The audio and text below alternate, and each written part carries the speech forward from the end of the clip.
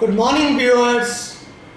Today we are going to talk about fears.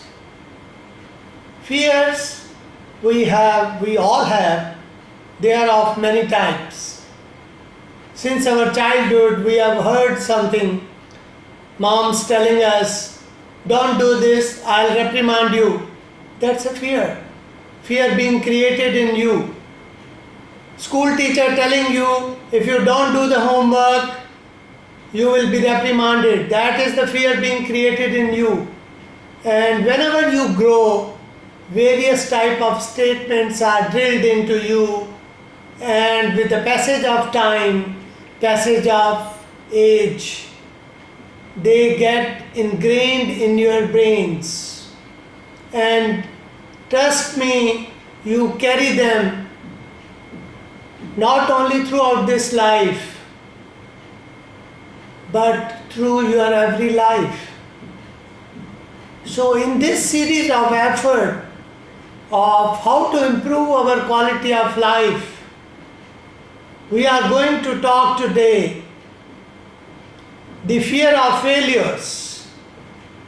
Now you see, 99% maybe, or maybe 100% people who are living with great status. They have all the kind of resources people need, and still they have fears to fall down. They have doubts, they lack confidence, and it is so deep rooted. They don't want to talk about it, they don't go to counselors, and still they carry them with it. And sometimes these are the reasons for their downfall, and they lose confidence. Then they will start going to astrologers and pundits, which are of no use. They'll give them some more fears. They'll add on.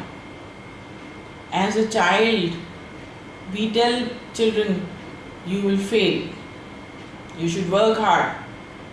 You should be more attentive. You should be more focused. You have to prove yourself. Now, look at the heavy competition. Children getting 100% marks, 98% marks. So, every child cannot do that. Every child does not have to prove himself. These fears are created because of all this. These proving energies are very hard. Believe me, they are very hard.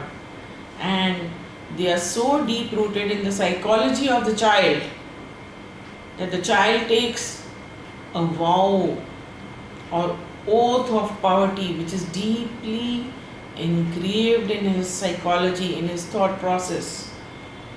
And to be successful, to be confident, the person has to come out of this with counseling, counter counseling. He should be talked to. There should be deep interaction to find out where the fear came from. And then, when he talks about it, with counseling, he can get rid of it. And intelligent and qualified astrologers can also do that. But people want to just study for 6-8 months and go into these professions just to make money. They'll create more fears in the people who come to them. Now you see, even during childhood, we should not give such proving energies to the child. We should not put any fears into the child's mind. Rather, nurture the child's psychology also. Not physically nurturing is important, but what about emotional nurturing? The kind of confidence that child should be able to overcome all challenges in his life. He should be able to face everything.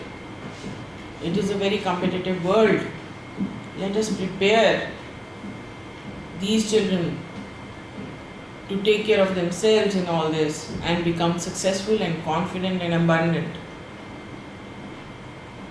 Fear of failures acts in two major ways. she gave few examples. The one part of the failure fear is it can take a person to the upward path if it is taken in a way that I have to improve myself. The other part, which is more dangerous, is that if the fear of failure is so much ingrained in us, it prevents us from moving forward. We are afraid of taking any initiatives. We cannot move forward. This is the form of fear of failure which is very dangerous. This is something which we should never imbibe in ourselves. If due to some reason we have this in ourselves, we all are grown up individuals, we need to work on this. How?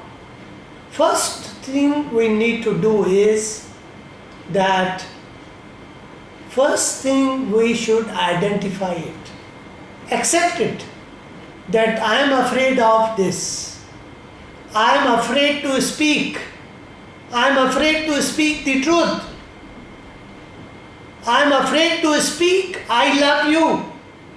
I am afraid to speak, no. Once we identify these things, the solution is found.